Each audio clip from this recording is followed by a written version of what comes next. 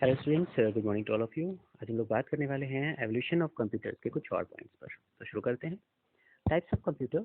Types of computer में computer को किस तरीके से बांटा गया है according to their working and their purpose.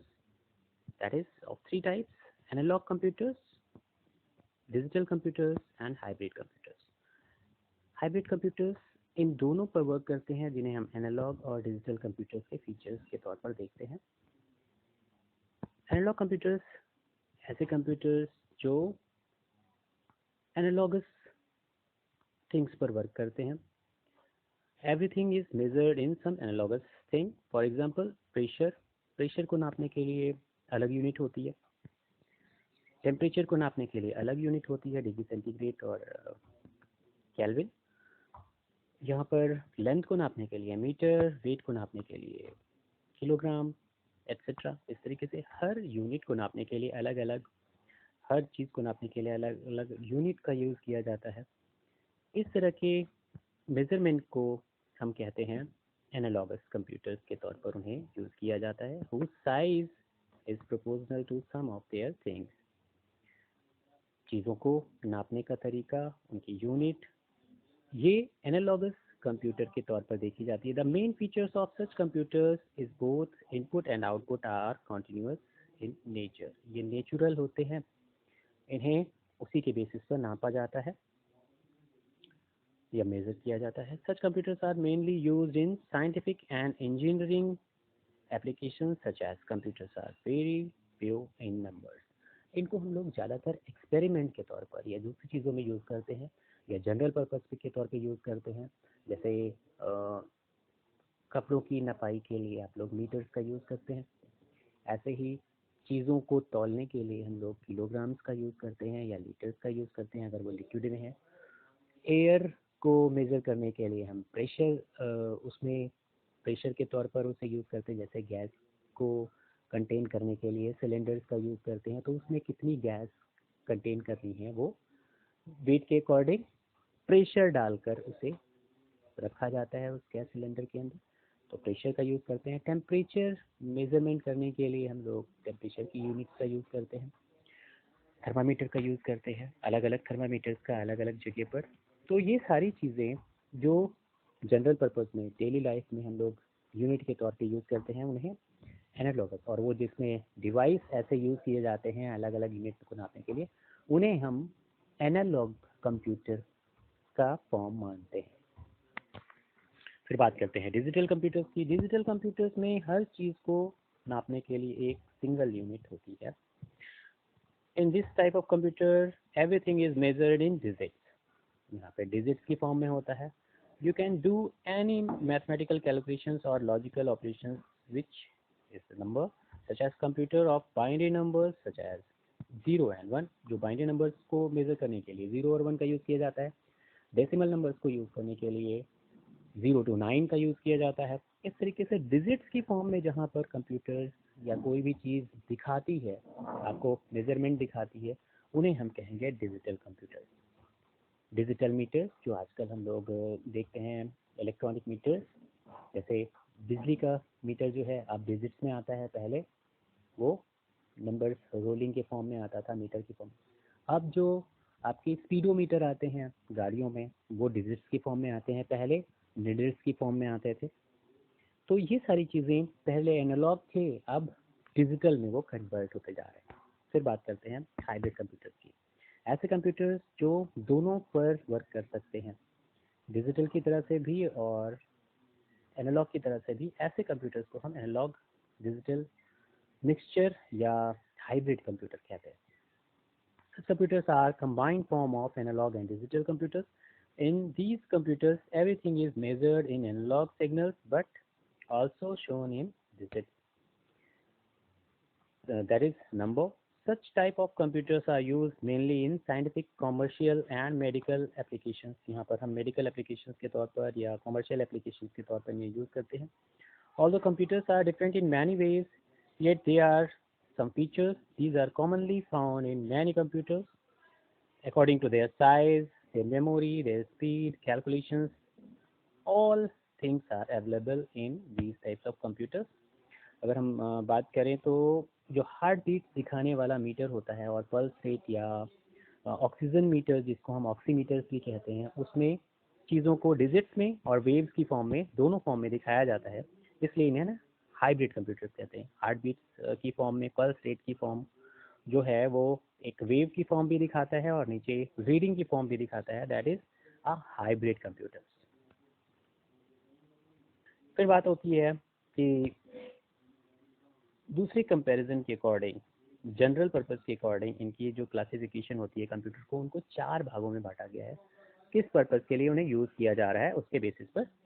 तो एक है मेन फ्रेम कंप्यूटर्स, फिर मिनी कंप्यूटर्स आते हैं, फिर माइक्रो कंप्यूटर्स आते हैं और सुपर कंप्यूटर्स आते हैं।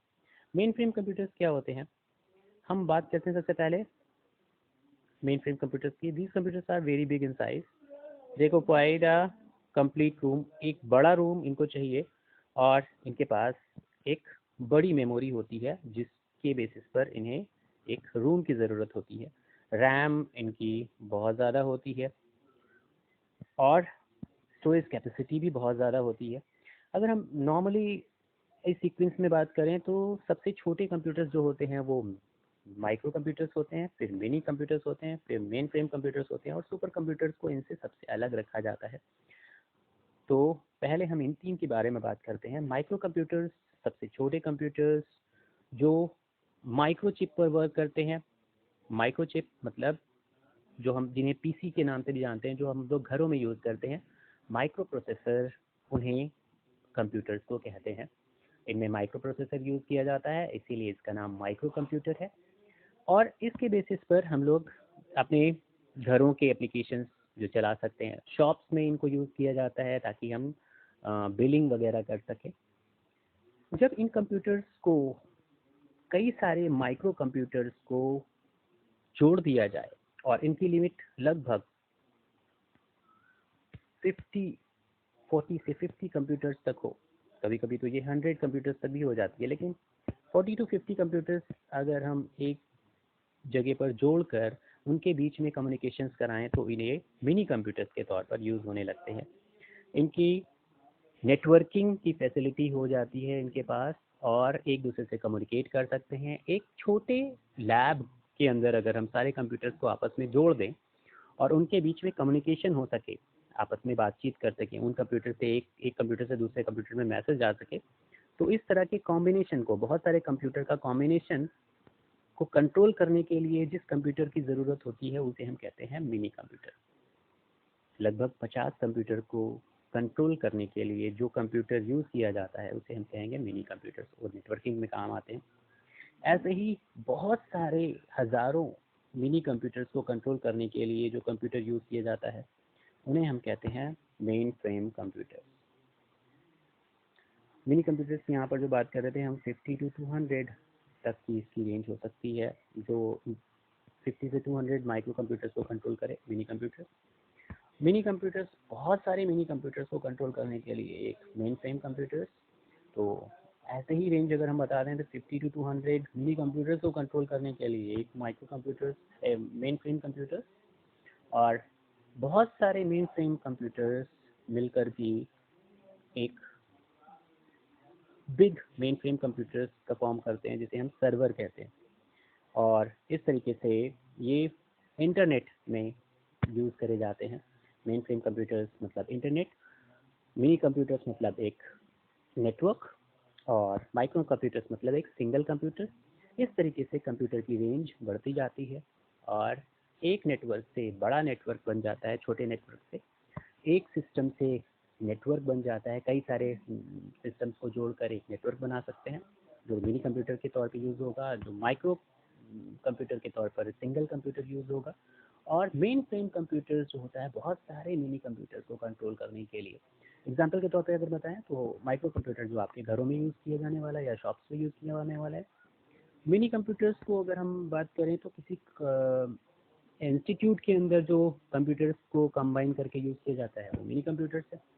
और अगर हम मेन फ्रेम कंप्यूटर्स की बात करें तो जैसे रेलवे रिजर्वेशन काउंटर पर बहुत सारे स्टेशन हैं और सभी स्टेशन पे बहुत सारे सिस्टम्स लगे हुए हैं, और वो एक टिकट रिजर्व करते हैं, या एरोप्लेन में जो हम टिकट बुकिंग करते हैं ई बुकिंग के तौर पर, वहाँ पर भी बहुत सारे एयरपोर्ट हैं, सारे एयरपोर्ट से बुकिंग कर सकते हैं किसी भी जगह की, तो वो मेन फ्रेम कंप्यूटर्स हैं। बैंक की बात करें तो बैंक में जो बहुत सारी ब्रांचेज हैं, किसी भी ब्रांच में हम ट्रांजेक्शन करें उसका रिकॉर्ड उसके हेड ब्रांच को पहुंच जाता है, तो ये मेन फ्रेम कंप्यूटर्स के तौर पर यूज़ होंगे। इस तरीके से हम समझ सकते हैं कि माइक्रो कंप्यूटर्स कैसे मिनी कंप्यूटर्स से अटैच होते हैं, मिनी कंप्यूटर्स कैसे मेन फ्रेम कंप्यूटर से अटैच होते हैं। अब आखिरी में बात आती है सुपर कंप्यूटर की। सुपर कंप्यूटर्स जो होते हैं वो सबसे बड़े कंप्यूटर्स होते हैं। ये कहने के लिए आप समझ सकते हो कि कंप्यूटर बड़े होते हैं, नो डाउट बड़े होते हैं, लेकिन इनकी स्पीड बहुत फास्ट होती है और ये बहुत ही एक्यूरेट रिजल्ट निकालते हैं। इनका यूज़ कहाँ पे करते हैं? ये कंप्यूटर्स ज़्यादातर रिसर्च में यूज़ किए जाते हैं, उस प्रोजेक्ट में यूज़ किए जाते हैं जैसे सैटेलाइट लॉन्चिंग। एक्यूरेट पॉइंट पर कहाँ पे गिराना है सैटेलाइट, कहाँ पहुँचाना है, जिसे हम वेदर फोरकास्टिंग कहते हैं कि आज इतने बजे से लेकर इतने बजे तक बारिश होगी, सटीक जानकारी जिसे हम कहते हैं, उसके लिए इनका यूज़ किया जाता है। सुपर कंप्यूटर्स गेम में भी यूज़ किए जाते हैं, जो कि ब्लू रे जो सुपर कंप्यूटर था उसको यूज़ किया गया, चेस के लिए डिज़ाइन किया गया, और उसने गैरी कास्परोव जो उस समय के चैम्पियन थे, वर्ल्ड चैम्पियन थे, उनके साथ उनके कई सारे मुकाबले हुए। तो उन मुकाबलों में एक में वो जीता भी और वो हार भी गया, लेकिन ये सुपर कंप्यूटर था जो एक समय में लाखों चालें सोच सकता था। एक सेकंड के अंदर लाखों चालें सोच सकता था कि कौन सी चाल हम चल सकते हैं। ये सुपर कंप्यूटर्स जो कि सबसे फास्ट, सबसे एक्यूरेट, सबसे सटीक जानकारी देने वाले होते हैं, उनको खास साइंटिफिक पर्पस के लिए हम लोग यूज़ करते हैं। आज आपको यही जो आपका होमवर्क है आज वो यही है, एनालॉग कंप्यूटर्स, डिजिटल कंप्यूटर्स और हाइब्रिड कंप्यूटर्स। उसके अलावा जो क्लासिफिकेशन के according main frame computer, mini computers, micro computer and super computers कैसे एक दूसरे से रिलेट करते हैं, जो मैंने आपको बताया कैसे करते हैं, उनको लिखना है 1 और 2 पॉइंट्स वहाँ पर, और उसके साथ उनकी नेटवर्किंग दिखानी है। जैसे कई सारे माइक्रो कंप्यूटर्स को माइक्रो कंप्यूटर 1, 2, 3, 4, 5 ऐसे करके एक ग्रुप बनाइए और उसे एक मिनी कंप्यूटर से जोड़ दीजिए। फिर एक कई सारे मिनी कंप्यूटर बनाइए, मिनी 1, मिनी 2, मिनी 3, मिनी 4, और डॉट डॉट लगाकर कई सारे दिखा दीजिएगा, मिनी 10, मिनी 20, 40, 50, ऐसे करके आप उनको जोड़ेंगे मेन फ्रेम कंप्यूटर से।